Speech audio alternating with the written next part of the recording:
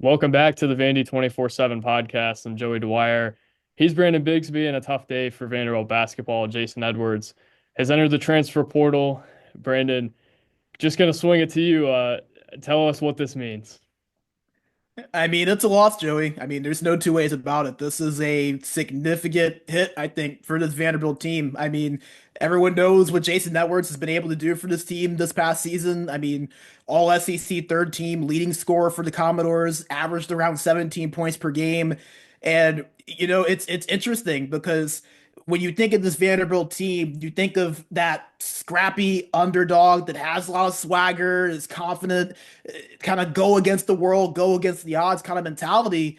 And, for me at least, Jason Edwards is one of the first guys that when you say that when it comes to players, kind of embodies that. It feels like he fits the brand and the identity of what this Vanderbilt team has kind of become over the last few months. And you felt like he was somebody that, especially after this year with this team making the tournament, Edwards kind of helping lead them to that. It felt like something that they could kind of build on. But you mentioned it, Joey. Jason Edwards kind of saying, he planned to be back, but at the end of the day, plans change, right? I mean, it's a fluid situation. It's a different world of college athletics that we live in. And, in the blink of an eye, one day Jason Edwards looks like he's going to be back in a Vanderbilt uniform next year, and the next, he's off to the transfer portal.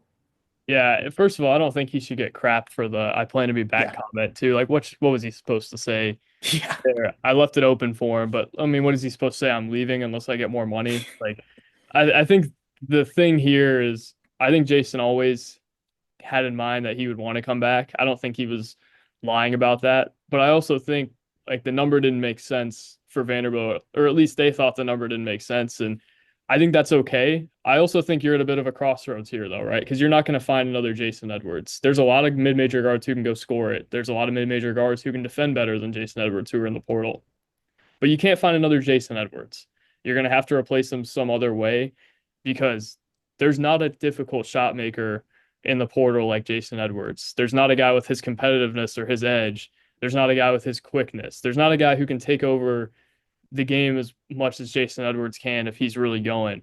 And that's not to say Jason Edwards doesn't have his flaws, right? Like we mentioned, the defense is a flaw, and maybe that's a reason why you don't want to pay the money that Jason Edwards wanted. And I don't think this is Vanderbilt cheaping out either. I just don't think this was a price that they thought made sense for them. I think they could still have a really good offseason and you could still feel encouraged by the NIL that they have. But I'm looking at Edwards and I'm saying, man, that guy is really good.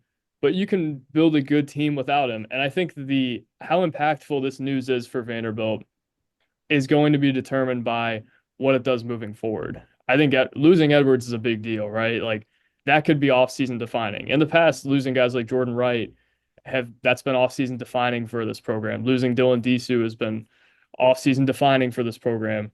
This doesn't have to be. And if Vanderbilt can pivot here and put a good team together, maybe put a team that gets a seed better than a 10 seed together, you're looking at it and saying, man, this is really sustainable because they lost their best player and they're going out and putting together a really good roster. That doesn't negate this though in the current moment because Jason Edwards, again, the only guy in the St. Mary's game who scored in double figures is Jason Edwards. He was the alpha, at least in terms of his play. He was the alpha. He was the best player on the floor half the time for Vanderbilt, at least. And that's going to be difficult to replace. So there's no two ways about Jason Edwards' impact. And there's no way that you're saying a guy who, would he lead them in 17 out of their 33 games in scoring? That's going to be really impactful, especially when you lose AJ Hoggard. They're going to have to flip this a little bit more than they thought now. The good news, though, they've got a lot of money, and I think a lot of that money was going to be allocated to Edwards. They thought it made more sense to allocate it elsewhere. And Brandon, we're going to see what the effects of that decision are now. Yeah, and I think the most interesting thing to watch now is how does Mark Byington, the staff, go about replacing some of that production? Because, again, Joey, you kind of said it. You can replace some of the scoring in terms of numbers, but at the same time, you aren't going to find another Jason Edwards in the portal necessarily either. And again, Jason Edwards, he's not a perfect player. At the end of the day, you do have some of the concerns on the defensive side of the ball. Sometimes the shot selection isn't necessarily all there. And you do kind of wonder at times, like when Jason Edwards doesn't have it going offensively, it kind of limits what he can bring you in the lineup. But at the same time, Jason Edwards is also one of the better scorers in college basketball. He was one of the best scorers in the SEC. He's one of the more electrifying players, I think a lot of people just enjoy watching when you watch Vanderbilt basketball games. So losing that undoubtedly will be a hit to this team, but I also don't think it's necessarily a doom and gloom situation to where Vanderbilt can't potentially recover from this because again, that NIL money is going to have to go somewhere. So if you had a significant chunk of that going to Jason Edwards, now a little bit of money gets freed up, right? And we've seen Mark Byington and the staff be very active in contacting guys in the transfer portal. We've seen them reach out to a lot of guards, especially at the mid-major level. So it's going to be interesting, I think, to see how Vanderbilt manages this. But the one thing that I do think does concern a little bit is that when you look across this lineup, Joey, Jason Edwards was pretty much Vanderbilt's most consistent player throughout the season, scored in double digits every game other than two. And it felt like a lot of times you had to rely on Jason Edwards to give you about 15 points a night for Vanderbilt to win a lot of these games. How are they going to replace that? And are they going to be able to find consistent scorers to replace that production? It's one thing if you get a guy that can score 15 one night but only scores five the next. Jason Edwards wasn't just a scorer, he was a consistent scoring option for this Vanderbilt team. So it's going to be interesting to see how Vanderbilt kind of manages that.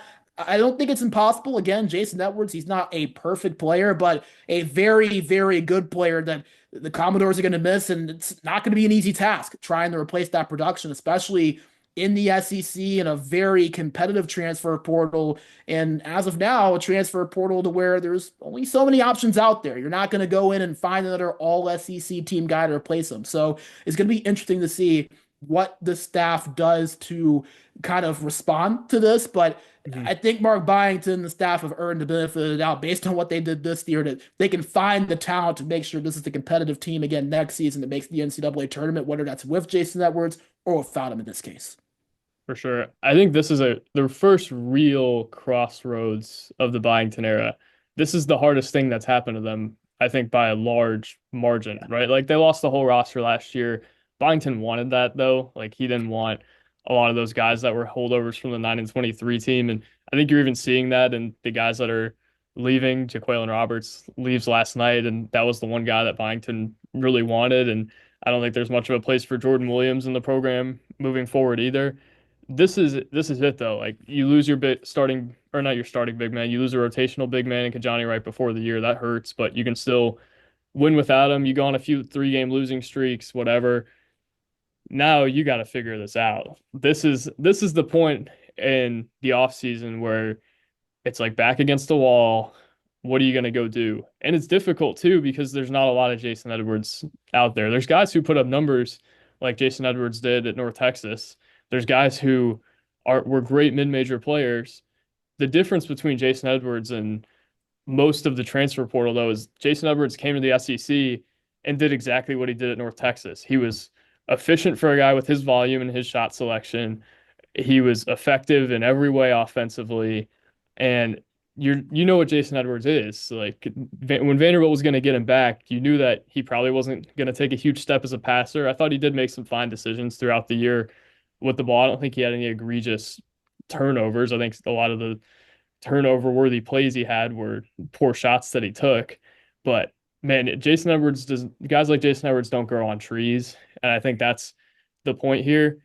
But you don't need a Jason Edwards, I don't think, to be able to go and be a 7 or 8 seed next year. You have to have a better unit. And this team was deeply flawed. So if they threw all their money at 1 or 2 guys, I think you're going to have a hard time maybe taking the leap that you want. Now it's time for Vanderbilt staff to reevaluate. It's time for them to say, well, I guess we're not going to have a superstar. We're not, and I don't know that Edwards is a superstar. I consider that territory for guys like Janai Broom and maybe Mark Sears as well. But man, a third team All SEC guard going out the door when he was your only All SEC guy. He was far and away your best scorer. Man, that hurts. And you just got to figure it out from here. This is now a much more intriguing offseason for them, Brandon, because I think what they do from here on out not only determines what happens this year, but it tells you how sustainable what they did was because they threw a lot of money at Jason Edwards. They got lucky that he was what he was, but man, it's time to see if they can repeat what they did last offseason because now it's closer to what they did last offseason than maybe we thought initially because they're gonna have to replace 2 point guards with Hogard and Huffman, gonna have to replace Magnon, and now you're gonna have to replace your best player. So, Brandon, I'll leave you the floor to wrap this thing up. Yeah, I mean, I agree with you, Joey, and I think that that was probably one of the things that excited you about this Vanderbilt team next year is that you were going to have at least continuity in terms of a lot of the important pieces, right? Losing AJ Hoggart hurts. I know that, he struggled down the stretch of the season, but still an experienced guard that I thought, had better moments than often given credit for. I thought he was good defensively. He was a floor general a lot of times for this team. You lose Chris Magnon, who I think is going to be a much bigger loss than what a lot of people maybe outside of the Vanderbilt spear kind of realize. You lose Grant Huffman, who was a reliable defensive guard off the bench. But you felt like those guys were, replaceable pieces. I mean, I don't think you felt like, man, Vanderbilt's not going to be able to really tread water without those guys next year. You still have Jason Edwards, you still have Devin McLaughlin, Tyler Nickel, Jalen Carey. You assume MJ Collins and Tyler Tanner and guys like that come back, and you feel pretty good about this Vanderbilt team because that was the nucleus of what a lot of their production was last year. Now that certainty kind of goes out the window a little bit, and it's arguably the biggest chunk of that certainty in it being your leading scorer, your most consistent player, arguably.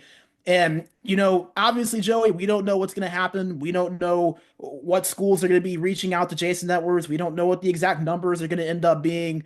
But what I do know is that looking at the transfer portal right now, Jason Edwards is going to be one of the most desired players in the transfer portal, especially at the guard position. I mean, you kind of look at some of the names out there. I mean, Bennett Sturts, Donovan Dent, Bryce Hopkins, Tucker DeVries. I mean, a lot of those guys, we kind of have an idea of where they're going to go. They're going to follow their old coaches.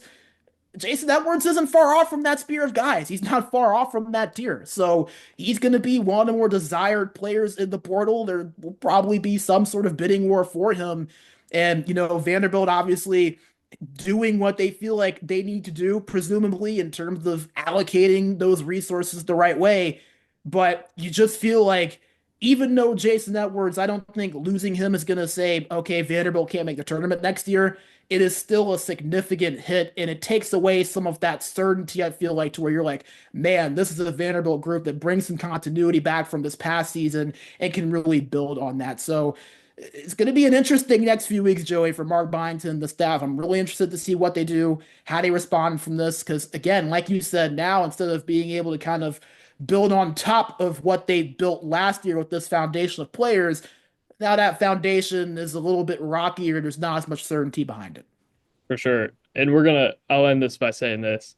Jason Edwards is gonna make over $1 million to play college basketball next year, Yes, and he should make over $1 million to play college basketball next year. he's earned it. He deserves it. Fantastic player.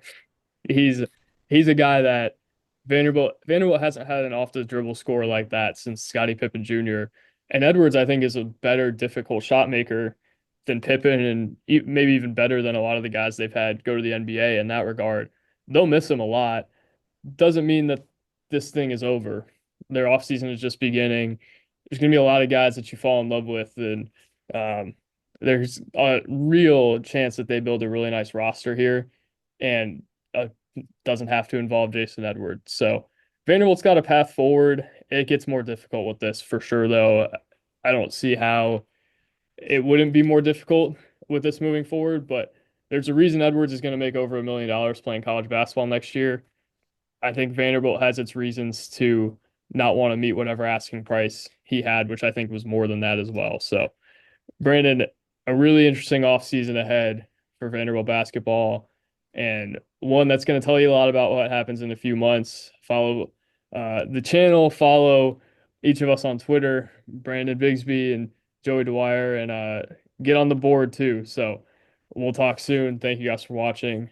God bless, and check out the site for some more content about Edwards' exit and about what Vanderbilt's going to do moving forward.